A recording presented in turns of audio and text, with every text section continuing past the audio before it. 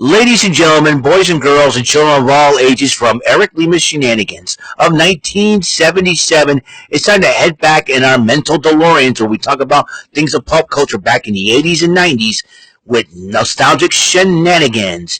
And our host of this great segment is the youngster in the picture from the first grade in the 80s, Mr. Eric M. Lima.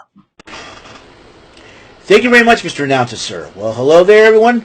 Welcome to yet another episode of Eric Lima's Shenanigans 1977, episode 2341. This is the sixth installment of Nostalgic Shenanigans, where I talk about anything in pop culture, whether it be retail, TV shows, cartoons, celebrities, retro pop culture, of the like the 80s and 90s decades I grew up on.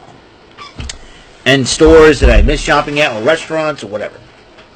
Now, ladies and gentlemen, today is a very special date. June 24, 2025. On this date, 30 years ago, I was hired as a dishwasher at this legendary restaurant. In fact, I want to give a shout out to my friend Jason Esposito, who's the one that hooked me up with this job. He started working at this restaurant since it opened at the Dartmouth Mall back in September of 1994. In June on this date, 30 years ago, while I was awaiting to go to my sister's dance recital, we made a quick stop at this restaurant. Now, let's date back 3 months before that. I went to this restaurant in hopes to see my friend Jason there. For my 18th birthday, my parents took me out to this restaurant, ordered a chicken fajita, because I think thing was closest to a burrito, and it tasted good. I liked it. Our waitress who served me and my parents was named Gina. Fast forward 3 months later, I became a co-worker of hers. In fact, this restaurant, I first walked into the restaurant, I was greeted by Tony, one of the servers there. And I told her what I was here for. I was here for an interview. I filled out an application. I was there for an interview. And she goes, "Okay, I'll get you the manager." Manager approached me. Great. I got a young man named Mr. Ken Woodrow. Shook his hand. We sat down. We talked. We talked about the job. And I was hired and said, "We'll see you Monday." That restaurant that I first had the job at was Ruby Tuesday. Ruby Tuesday was established in February of 1972. And the name came about from a hit song by the Rolling Stones called Ruby Tuesday.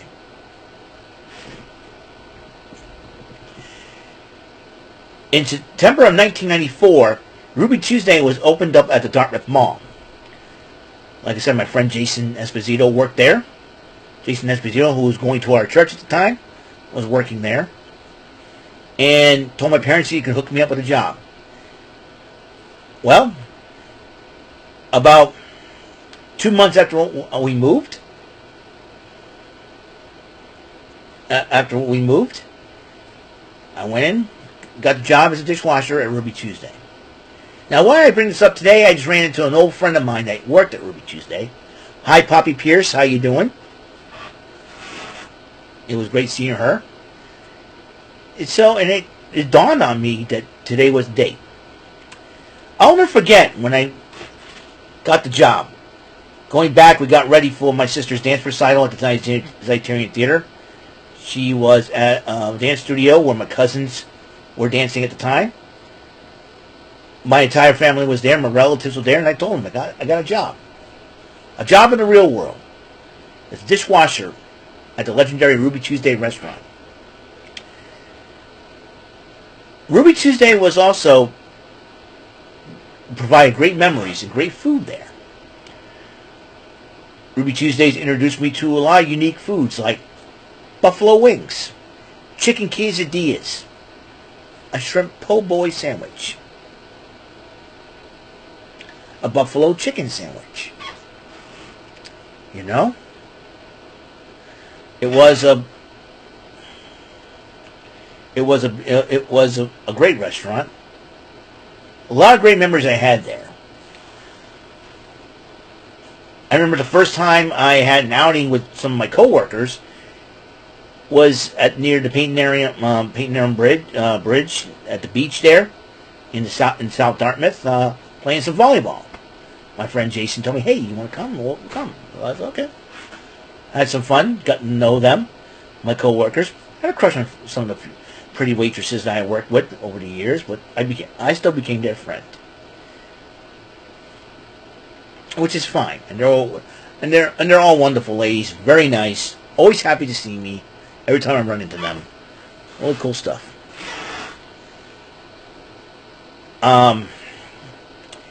We had a lot of great, memories there. Another great memory that I had working at Ruby Tuesday was the Christmas parties. I remember the first Christmas party I went to was back in 1996. During my tenure at Ruby Tuesday, the first couple of years working there, I've been through a lot of stuff here at the home. But working at Ruby Tuesday and working with my coworkers there helped me keep my mind off those tough times here at home.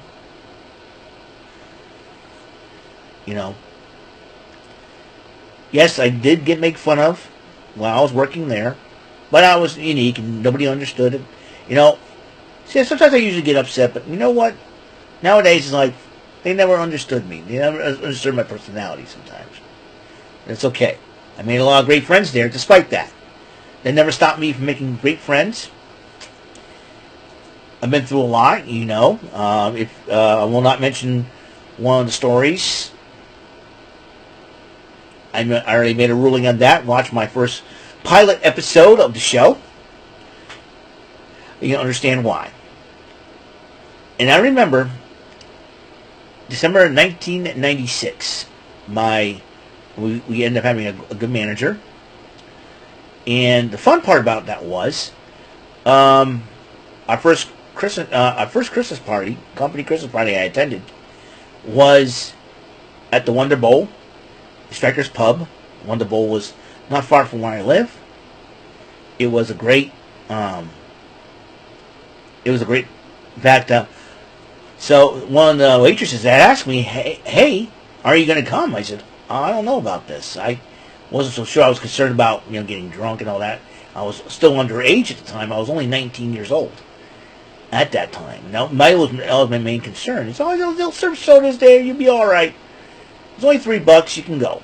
All right, fine." So they encouraged me, and also back then I didn't have my license, so didn't have a driver's license, so but it was not far from where I lived, so I walked. I walked there, so that was the fun part. And I remember going in there, going into Strikers Pub, and decided to dance with one of the girls I had a crush on. Dance with her to Mariah Carey's "I Don't Want to Cry." It was one of my favorite Mariah Carey songs back then. So I figured, yeah, cool.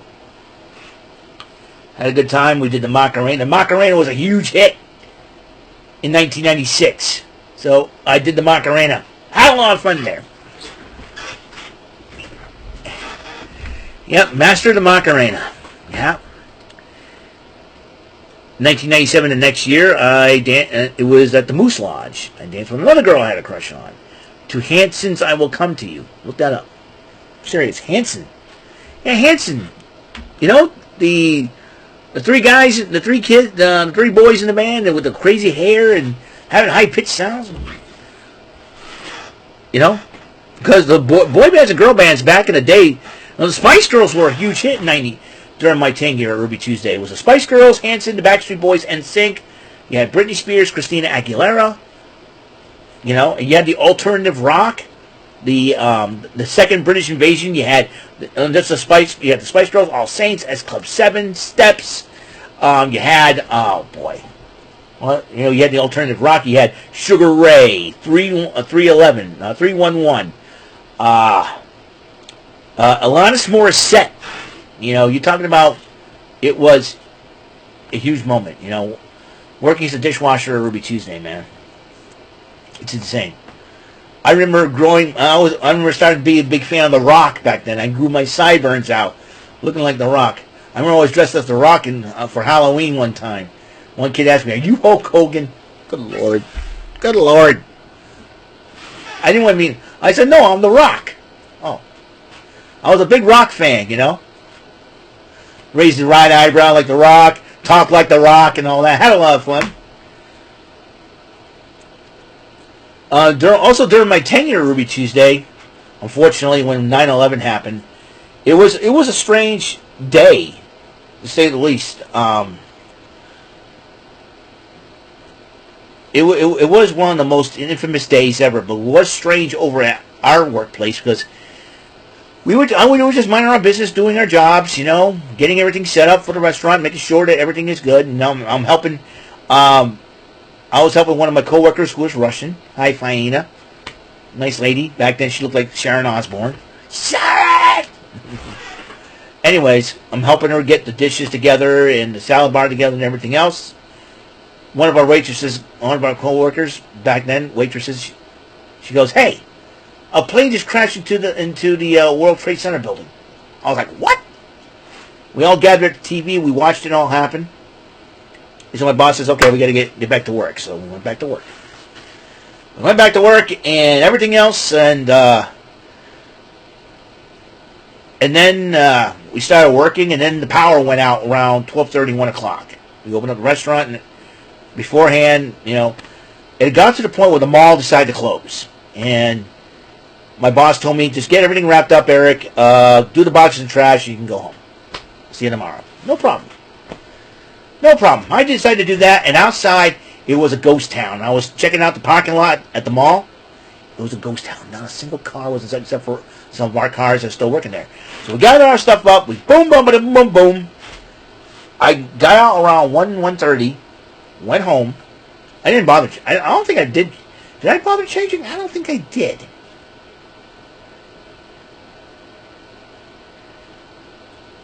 I don't think I did. So,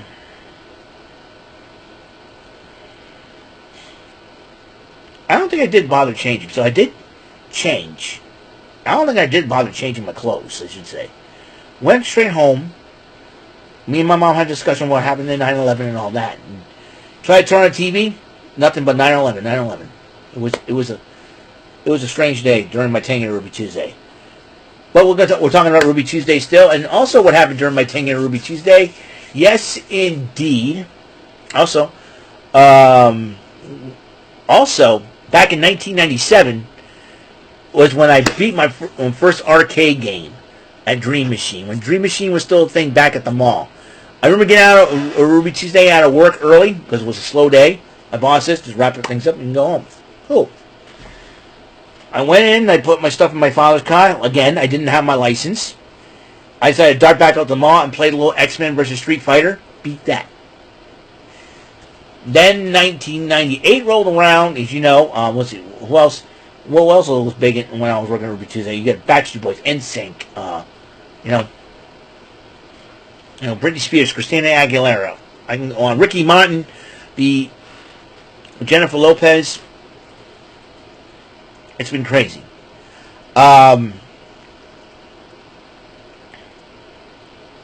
Excuse me for that. 1998, I moved down to my parents' basement, thanks to the money I was getting paid while working at Ruby Tuesday. Save money up, get a car, get a license. In 1999, I remember I was excited. I wanted to tell everybody at work that I got my license. I rode my bike. Of course, some of the cooks made a joke. "Hey, dork on wheels." I'm like, "Oh, what dork? Yeah." I'm a dude on radical kicks, man.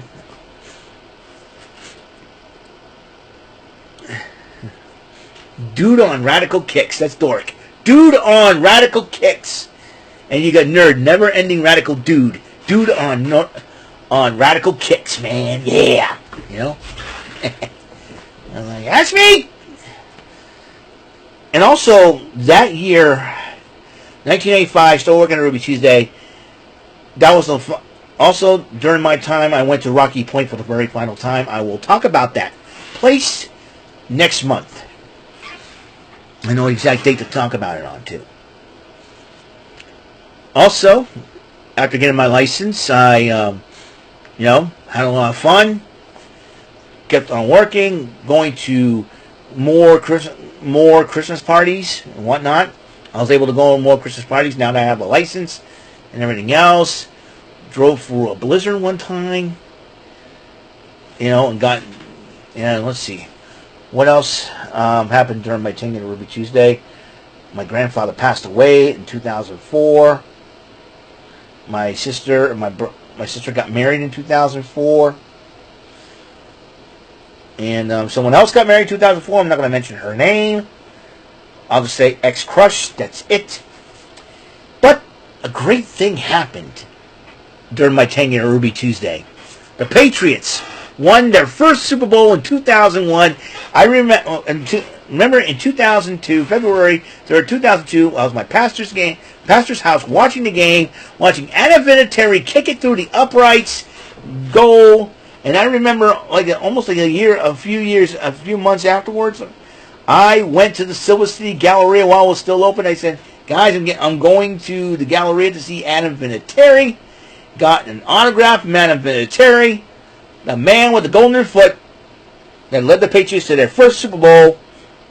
And who knew that led them to a dynasty? Because you got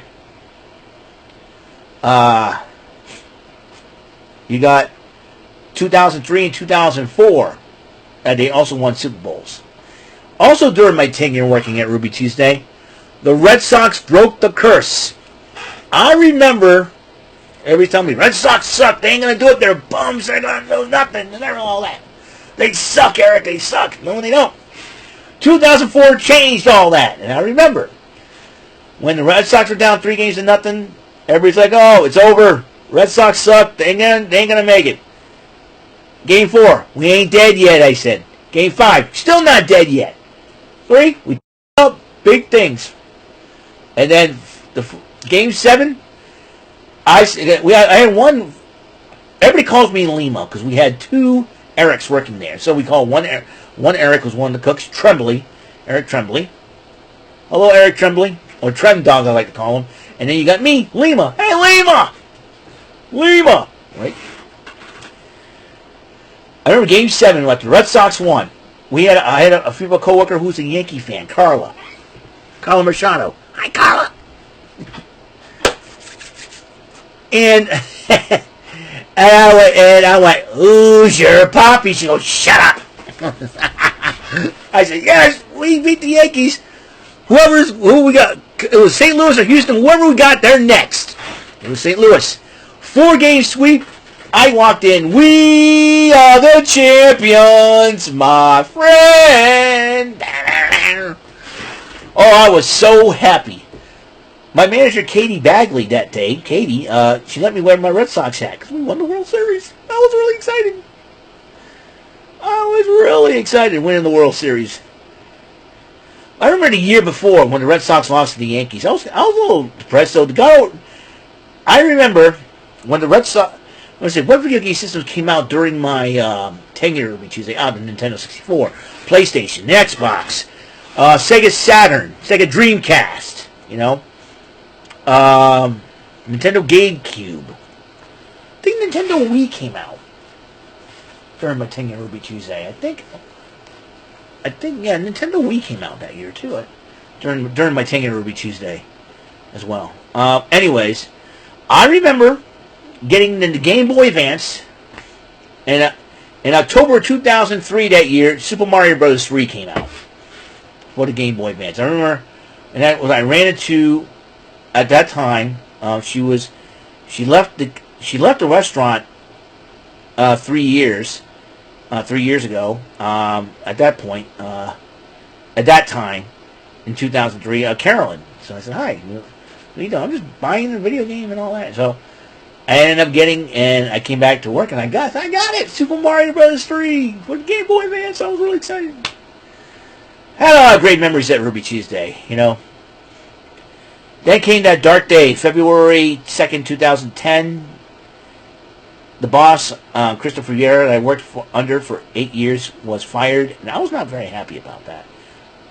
And I was beginning to thrive under him. I thought the restaurants were beginning to thrive and all that. And then corporate wanted to make a lot of changes, and they didn't make a lot of changes to the point where, excuse me.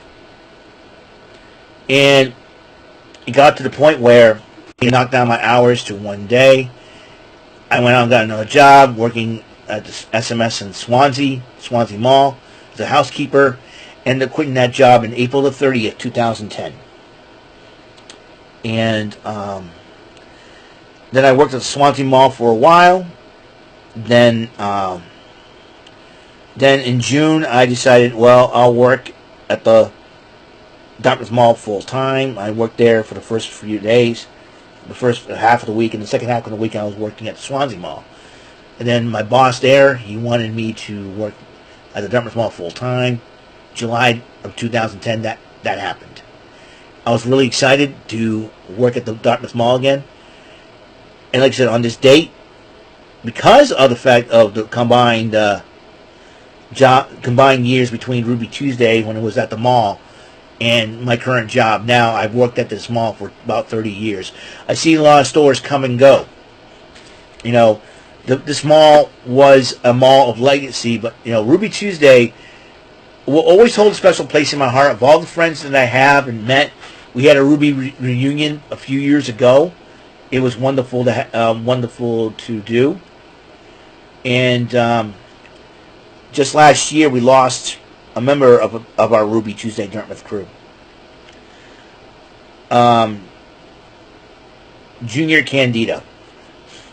He died of pancreatic cancer. He was a very popular young man who knows the restaurant business, and he enjoyed his time working at Ruby Tuesday. And we certainly do miss him. And Junior, rest in peace, buddy. I love you. Really quiet young man, quiet kid, very serious about his job. And according to the job that he worked at the time of his passing, Aldine Park restaurant, said he loved his time over at Ruby Tuesday. And I had the honor of going to his celebration of life over there, joining some of my former Ruby Tuesday co-workers there. Got to catch up with them and see how they're doing and all, and just but Ruby Tuesday will always hold a special place in my heart. Will always have a special place with me, my memories, as a legendary restaurant. To all the wonderful friends that I made over at Ruby Tuesday while working there, I want to thank you all for making my time there a great one. From Joe Monger to Christopher Vieira, Tony Barra, Brian Pettipaw, Eric Tremblay, Carolyn Holcroft, Poppy Pierce, Kelly Howland, Shelby Sylvia. I can go on, mention a whole bunch of names, and say thank you all from the bottom of my heart. Love you guys. You guys are awesome. Joey Palatroni, who I run into at his wife Lauren. They worked with me at Ruby Tuesday. I run into them at the Portuguese Feast. I know Carolyn's husband is the president of the Portuguese Feast. Which I thought that's a super cool gig. And I just ran into. The reason why I'm talking about this now because I just ran into one of my former coworkers today, Poppy Pierce. And I was cleaning the outside glass, and it's ironic. It's crazy. So it's great seeing her again, but it was wonderful seeing her. She's radiant smile. She's very happy with her life, and it was unbelievable. But like I said, I want to thank everybody that worked over at Ruby Tuesday in Dartmouth. I know the place is gone, but the legacy still stands. Lindsay, Carla, oh man, the Cabral twins. There's so many people I want to thank. And if I keep on thanking people like this, it's going to be over 45 minutes worth of video. You know what I mean? But Ruby Tuesday was one of the best. Missed the buffalo wings there. Missed the buffalo chicken sandwich to eat. The quesadilla, the shrimp po' boy sandwich. There's a lot of stuff that I loved at Ruby Tuesday. The food there was great. The people were wonderful. The ambiance of the place was so homey. It was like oh shoot! I've taken it down, didn't I?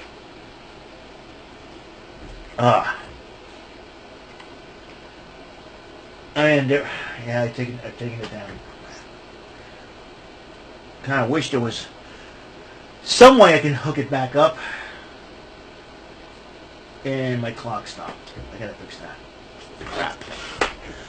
But I still have it with me. I still have it. It's in my closet. I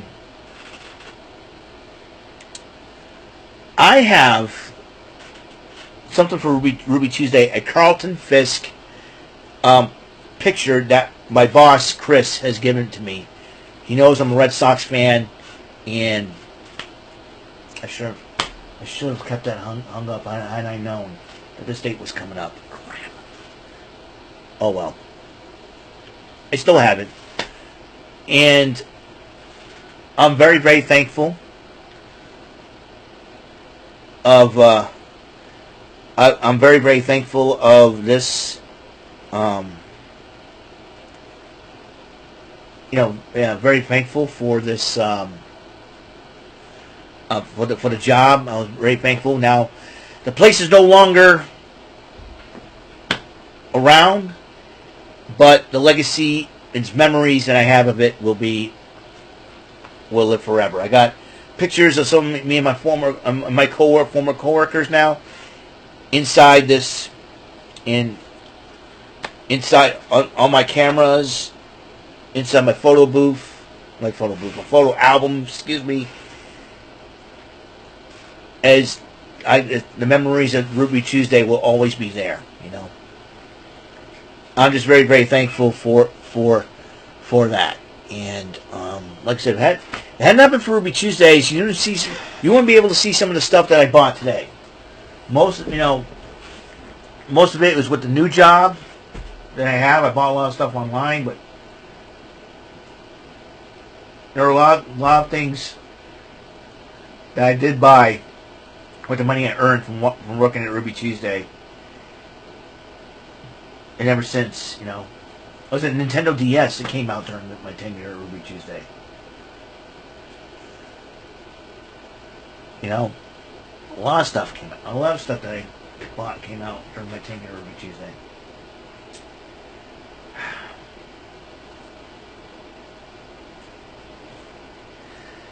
Folks, never forget your roots. Never forget your humble beginnings. That's why I talk about things like this, because listen, I cannot forget my humble beginnings. I cannot forget who I am. I know a lot of people say, "Oh, we move on from your past. You're old school. We don't like old school people." No, I'm old school as old school can get. I choose to be old school because I try to be taught to treat people with respect. It doesn't matter of race, doesn't matter of preference, doesn't matter of social preference, but I've always been taught to treat others with respect and everything else in between. There's things I don't talk about on here, and there's things I like to talk about. I say a lot of stuff that is serious business, but at the same time, I like to reminisce about the good old days, But I've always will forever remember Ruby Tuesday, North Dartmouth. And I remember my first general manager, Stacy Foster. I'll never forget her. She was the one that welcomed me into Ruby Tuesday as an employee. And I will never forget all the softball games. That's right, the softball games, dude. I remember I remember the softball games. I remember, sending a fax. We used to fax the other, restaurants, Ruby Tuesday restaurants, trash talking them. I call myself the Stone Cold Gold Ranger. I was a big fan of wrestling. I was a big fan of Power Rangers. And then I get back a Stone Cold Gold skirt wearer. You would get those jalopies. We were having so much fun doing that. Man, if I was still working at Ruby Tuesday nowadays and we still were, I'd be like, I'm doing a YouTube video promo on this. Go get your shenanigans on, baby. We call ourselves the Dartmouth Dragons because I was watching an episode of Tic Tac Doe. I said, hey, we'll call ourselves the Dragons. It's, like I said, it's just the little things, man, you know? Yeah, I miss Ruby Tuesday. I don't know about you guys, but I miss Ruby Tuesday. One of the most legendary restaurants. And I had the honor of working there. From June the 24th, 1995 to April 30th, 2010. Almost 15 years. I was only 2 months shy of working there 15 years. To me, I felt like I'd worked 15 years there. I want to thank everybody. That, like I said, again, if I mention all the names, this will go about an hour. But I want to thank everybody from Ruby Tuesday, from the manager on down, to the manager, to the kitchen manager, Tom Prenda. There's another guy, Tom Prenda. My parents worked with his brother, Bill. I used to work with Bill Prenda at Ruby Tuesday. For goodness sakes, man. Tom Prenda, he tells some of the weirdest jokes ever. He is probably he's like the guy with the weirdest sense of humor ever. I miss that guy. He was a highly intelligent kid, too. Highly intelligent kid. We had a lot of fun. Memories, man. Memories. Nostalgic Shenanigans. What you say, kids? Huh? That's what I was back in the day. I was a rapscallion, dude. During my time at Ruby Tuesday, man, I was quite the personality there. I want to thank everybody that I worked with. Jessica, so many girls that made my time at Ruby Tuesday. There's so many beautiful women that I work at Ruby Tuesday. Makes me look forward to working there every single day. Get up and say, "Oh, I'm going to go to work Ruby Tuesday." Yes, lots of wonderful people that make me look forward to working there. I want to thank everybody there. Thank you, Ruby Tuesday, Dartmouth peeps. Always be with me. You always be with me in here, man. Guys are a blessing. God has blessed me with that job. Had it been for the Lord, like I said, I wouldn't be here today, man. Ruby Tuesday was one of those places that helped me get me going. That got me going in the social life. So, and it was also during my tenure at Ruby Tuesday that I started going on the internet back in 2009. I know there were some negative things that happened at Ruby's, but I'm not gonna touch base on those. I'm touching base on the great memories that I had there. I refuse to talk about the negatives. I refuse to. We weren't perfect, but we loved we were a family. A lot of friendships have been formed at that place. People get together, parties, everybody I had fun. Karaoke, what have you. It was wonderful times. Ruby Tuesday will be a place of legacy that like I said again, I was proud to be a Ruby Tuesday employee. So, therefore, I want to thank everybody for tuning in to this very long episode of Nostalgic Shenanigans, episode number 6, Ruby Tuesday, a legendary restaurant. I want to thank everybody for tuning in. Tonight we got NXT 3 huge major matches. You have the Fatal 4-Way Evolution Eliminator match. It is Lash Legend versus Jordan Grace versus Izzy Dane versus Jada Parker. Talk about 4 hard-hitting women.